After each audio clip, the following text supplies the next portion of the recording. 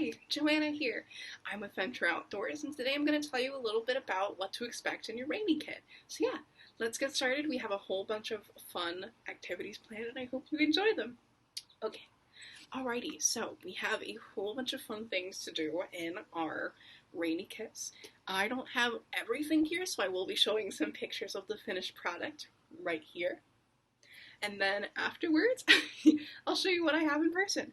Alright, so I have 2 boats, a few pie tins, I have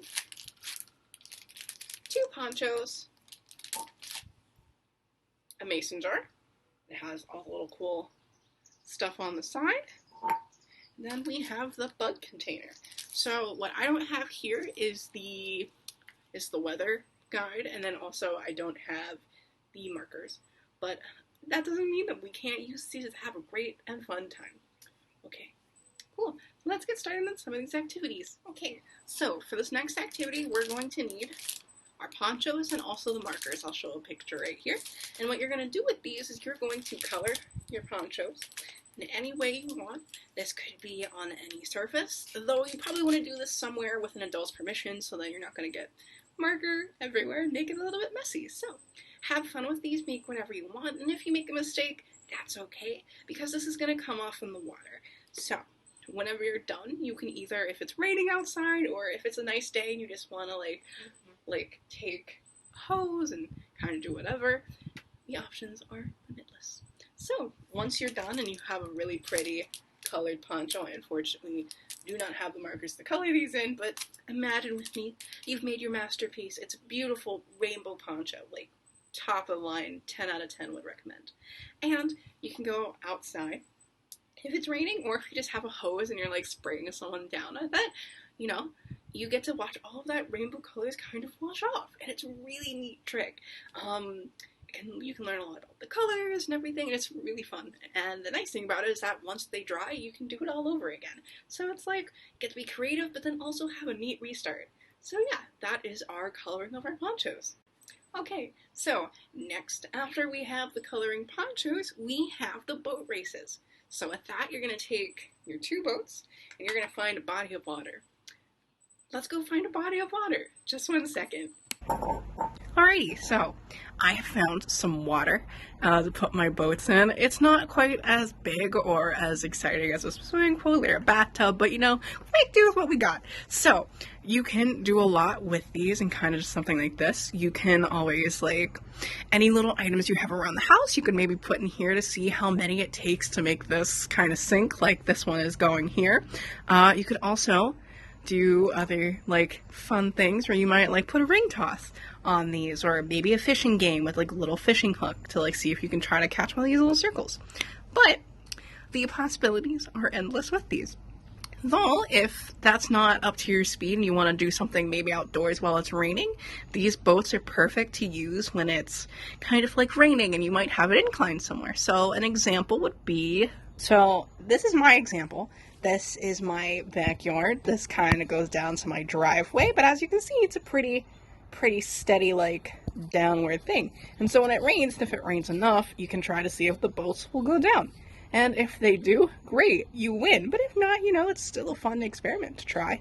And so yeah, but you can do this other places, but depending on where you are, make sure to ask a parent so then it's not, you know, too dangerous. But yeah, that's what you can do with the boat.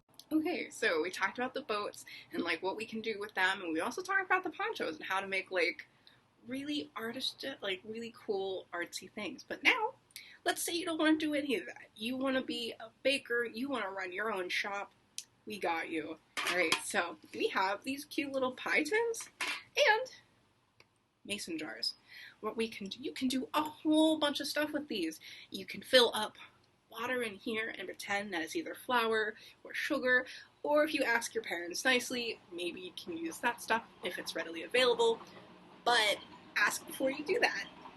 Anyways, we have the pie tins. You can make, what better thing to do when it's raining outside than to make mud pies? You know, you can make them. You can make a chocolate chip mud pie. Delicious, I've heard. Yes, I know.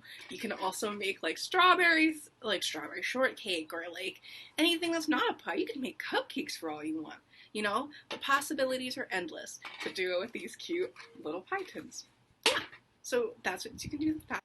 Okay, so we've gone over everything. We have looked at the pythons, we have looked at the boats, we have looked at the ponchos, and even the bug containers. We're going to use a few more different things for this last activity, but get ready to do some cool sciencey stuff. And boy, are we ready. Gotta put on our big boy and big girl glasses and let's get to it. Alright, glasses safely on, we can see a little bit better. Let's do this. Okay, so in our activity, we are going to be using the mason jars, the bug containers, and the weather guide, which I do not have with me, but here is a picture that will appear right here. Okay. And so with these, we're going to do a lot of different things.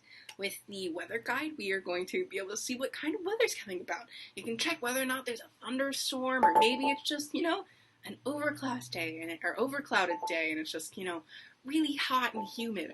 Or it might be a day where it's just about to rain, and like maybe the clouds are really fluffy, or maybe they're really thin and like strenuous clouds. I'm not too sure on that one. But the opportunities are endless, and there's a whole bunch of really cool and really fun things you can do with this. With that, however, you might want to have a parent read over some things, just in case, so that then you're not, you know, accidentally reading something and being like, oh, I know about it, and then maybe not. So just make sure to keep up with the parent on these activities, but the book and the glass and going outside when it's raining included. Alright, so next we have the mason jar. The really cool thing about the mason jars is that they have measurements on both sides of the glass. One's in milliliters, which is, it's a different measurement, and then one in inches. Excuse me, cups. One in cups. One in cups. And so what this allows you to do is you can see how much water is in the cup at one time. And so a really neat activity you could do is to see how much rainwater we've been getting for maybe a week or a month or however long you'd like to do it. And all you have to do is whenever rain is coming, you put it out somewhere where it's going to get some rain like I have here. Oh, just one quick warning with these. They do have two lids, so you're going to have to pop them off. Make sure not to lose them or else you can't really screw it back on. But that's what you do. And then you just put it out and you wait until the rain is done. And you can measure how much rain you have and then you can write that down. And if you keep going, you can see how much rain we've gotten for the month. Or for the summer, or however long you decide to count this for. And you can be just like our weathermen and women who do their jobs every day, tracking how much rainwater we're getting and what kind of weather we got. And you're like that, you'll be on your way to being the next meteorologist. Who knows? But like, if you do, make sure to shout out. Okay. And then one last thing we have for this is the insect containers. So what you can do with these is you can trap little worms or really any bugs that come out during the rain or after the rain and see kind of what the flora and fauna is going on after the rain. And the nice thing about this is that you can also write this down in your notebook that you have, that you're listing the water measurements that you're doing and all sorts of other things. And yeah, it's a really cool and a really fun thing to do. But make sure to release the bugs after you, unless, you know, you're gonna keep them for fishing or something. But in most cases, it's probably better to put them back. But yeah, those are our options, and that's what we can do with the rainy kit. Of course, you don't have to follow my examples exactly. You can kind of do whatever you want. If you want to make pies out of worms, you can make pies out of worms. If you want to make a pie out of water or a boat that suddenly flies and becomes the next scientist ship, go for it. Whatever your heart's content. Just remember to be safe, make good decisions, and have fun. Alrighty, this is Joanna signing off. Bye-bye.